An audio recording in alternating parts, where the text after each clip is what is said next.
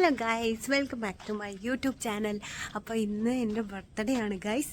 അപ്പം ഞാൻ എന്നിട്ട് ഓഫീസിൽ നിന്ന് വന്നിട്ട് ഞാൻ വർക്കൊന്നും ചെയ്തിട്ടില്ല. ഞാൻ മടി ഒടിച്ച് കിടക്കുമായിരുന്നു. അപ്പോൾ അതേ ഉറങ്ങി. അപ്പോൾ ഞങ്ങൾ ഫുഡ് കഴിക്കാൻ പോവാണ്. അപ്പോൾ എല്ലാവർക്കും എൻ്റെ ബർത്ത്ഡേ വ്ളോഗിലേക്ക് സ്വാഗതം. അപ്പോൾ നമ്മൾ ഫുഡ് കഴിക്കാൻ പോവാട്ടോ ഗൈസ്. ഞങ്ങൾ ദേണ്ടേ പോവുകയാണ്. ചാറി മുക്ക ആ പൊറോട്ട എടുത്ത് ചാറി മുക്ക അങ്ങനെ കാണണം. പൊറോട്ട ബീഫാന്ന് കാണണമെങ്കിൽ എടുത്ത് മുക്ക്. ആ പൊറോട്ട കഴിക്കുന്ന ശൈലിയുണ്ട്. ഒരു പൊറോട്ട ഇതെടുത്ത്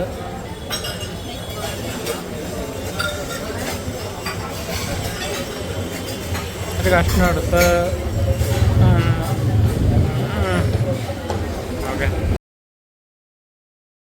അപ്പോൾ ഗൈസ്, നമ്മളിതേ ഫുഡൊക്കെ കഴിച്ചിട്ട് ഇതേ തിരിച്ചു വരികയാണ്. കുറേ വട്ടം കറങ്ങിയാണ് വരുന്നത്. അപ്പം ഞങ്ങൾ ഒരു ചെറിയൊരു റൈഡ് പോയി നൈറ്റിൽ.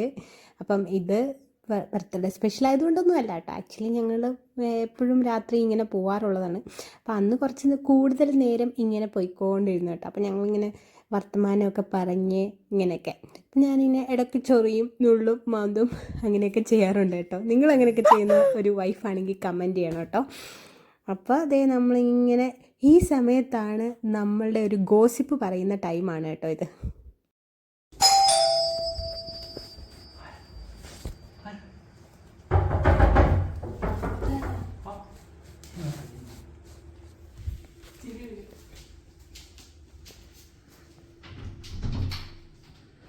Happy birthday.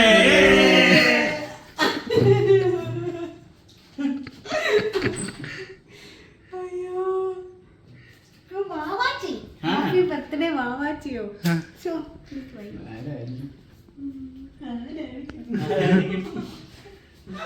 Happy birthday to you.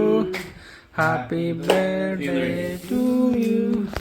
Happy birthday to